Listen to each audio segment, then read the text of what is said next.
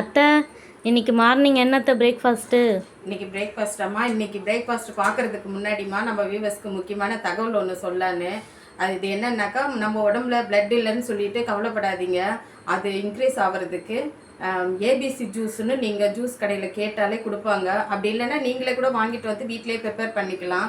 அது என்னன்னாக்கா, ஆப்பிளும் carrot beetroot இதை வாங்கிட்டு வந்து நீங்கள் ஜூஸ் போட்டு குடிச்சிங்கனாவே பிளட் இன்க்ரீஸ் ஆகுமா. வாங்க நம்ம வீட்டில் என்ன டிஃபன்னு பார்க்கலாம். இன்றைக்கி நம்ம வீட்டில் சிம்பிளான டிஃபன் தான் பாருங்கள்.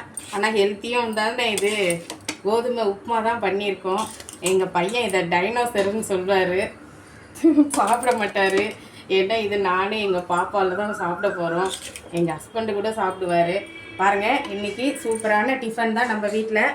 சூடாக இருக்குது, வாங்க எல்லோரும் சாப்பிட்லாம். நம்ம இனிமேல் வாரத்தில் 2 நாள் லைவுக்கு வரேங்க, நானும் பாப்பாவும். நீங்கள் வந்து லைக் போடுங்க, சப்ஸ்கிரைப் பண்ணுங்கள், மறக்காமல் ஷேர் பண்ணுங்கள்.